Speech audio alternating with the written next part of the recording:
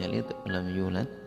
Ini adalah sesuatu yang kita harus meyakini bahwa Allah Maha Esa, Allah tidak dilahirkan dan Allah tidak melahirkan.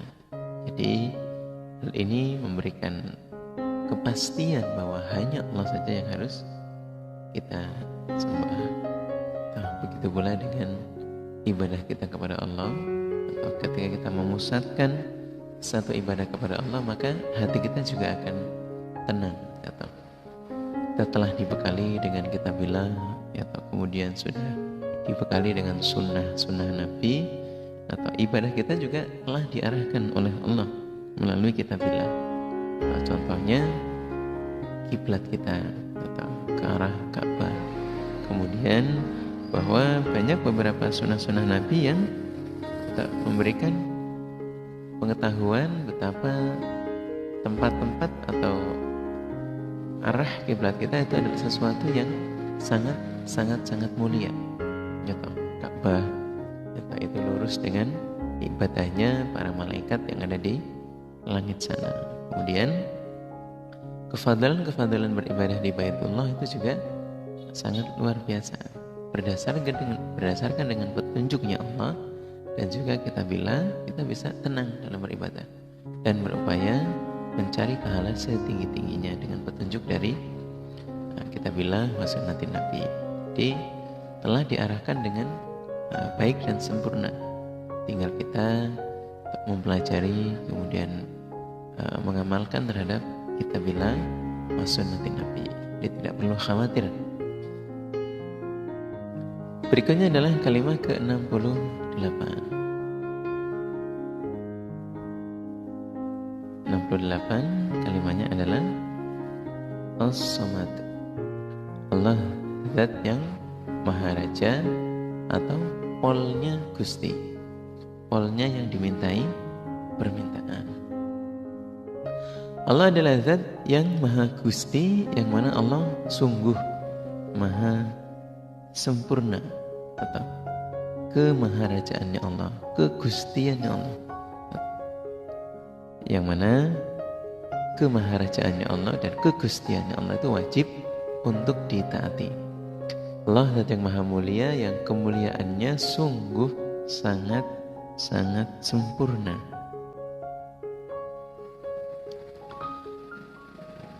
Allah maha agung, Allah zat yang sungguh sempurna di dalam keagungannya. Ini As-Samad. Maka Allah zat yang maha sempurna, atau semua makhluknya menuju dan mendatangi kepada Allah, atau secara keseluruhan, atau tidak ada yang boleh, tidak ada yang berhak untuk disembah kepada selain Allah. Dan semua makhluk yang ada di dunia dan dimanapun membutuhkan kepada Allah. Membutuhkan Allah zat yang maha memberi kekayaan, kemudian keselamatan, kemudian begitu juga dengan kehidupan dan kematian, semua akan berkumpul lagi kepada Allah. Dan dalam hal ini bahwa Allah zat yang maha as-samad, kita pun beribadah dan berdoa jangan menyandarkan kepada selain Allah. Jadi kekuatan kita, kemudian keyakinan kita terhadap adanya hidup dan mati, semuanya kita sandarkan kepada Allah. Kalau dalam sunnah Rasulullah SAW, ya kita mengucapkan kalimat Inna lillahi wa inna ilaihi raji'un. Itu adalah bentuk bahwa semua miliknya Allah, semua akan kembali kepada Allah, tidak berkumpul di tempat-tempat lain. Kita ibadah, berdoa, kita sandarkan betul-betul kepada Allah. Allah zat yang maha as-samad. Kemudian Allah adalah zat yang tidak memiliki lambung dan perut, maka Allah tidak memerlukan atau makan dan minum. Begitu pula Allah tidak menimpa terhadapnya ngantuk dan tidur. Nah, dalam hal ini, dalam bahasan as-samad, Allah itu tidak merasakan lapar dan tidak haus.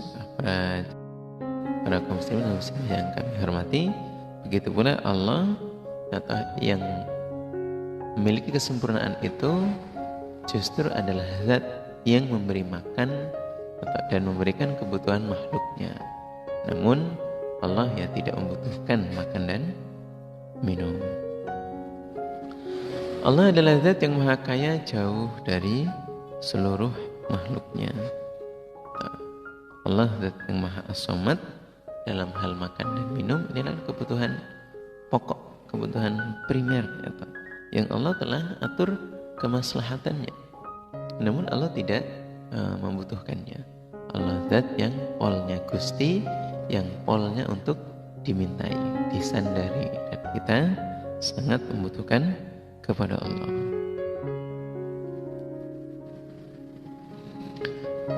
Berikutnya para kaum muslimin dan muslimah yang berbahagia ialah kalimat Al-Qadir, Allah zat yang maha kuasa. Allah adalah zat yang pol, yang mentok, yang geduk dalam kekuasaan dan kemampuannya Allah. Dalam artian kemampuan dan menguasainya Allah, kekuatannya Allah, itu sangat maha sempurna. Tidak mencegah atau membatasi sesuatu apapun bagi Allah. Seluruh penjuru bumi dan langit itu adalah Allah zat yang maha kuasa, Allah yang menguasainya. Segala hal dan segala kekuasaannya Allah itu adalah sesuatu yang mutlak. Jadi tidak ada yang bisa untuk membantahnya. Dan di seluruh alam semesta, di langit dan bumi, Allah maha sempurna pengelolaannya, atau maha sempurna pengaturannya di alam makhluknya, di segala penjuru. Nah, ini kekuasaannya Allah yang maha sempurna, maha kuasa. Kalau hambanya Allah itu berkuasa menjadi raja hanya di negaranya saja atau di areanya saja. Ketika satu raja mencakup kekuasaan yang lain, maka akan timbul peperangan. Sedangkan Allah tidak demikian. Allah melampaui segala kekuasaan makhluknya, dan Allah maha sempurna di dalam kekuasaannya atau di dalam pengelolaannya di alam makhluknya. Jadi yang ada di dunia ini adalah kekuasaannya Allah, dan yang ada di dunia adalah makhluknya Allah seluruhan.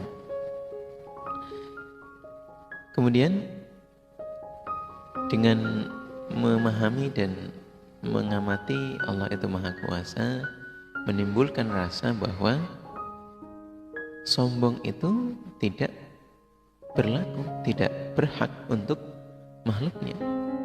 Karena apa yang ada di dunia ini yang dimiliki oleh hamba, sedikit ataupun banyaknya, besar ataupun kecilnya, itu adalah miliknya Allah, yang menjadi harta atau kepemilikan dari Allah. Kita hanya dititipi saja.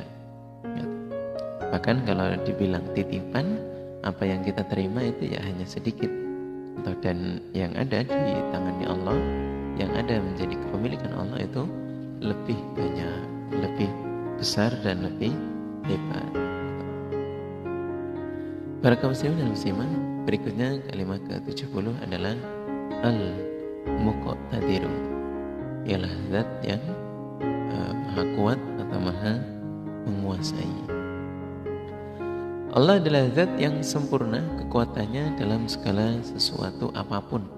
Tidak ada yang mampu atau menghalang-halangi pada kehendaknya Allah dengan pertahanan atau kekuatannya hamba atau makhluknya. Jadi kalau kemudian dia ingin berupaya menghambat, menghalangi, atau berupaya melindungi diri dengan pertahanan, itu tidak akan mampu. Ketika Allah berkehendak, tidak ada yang mampu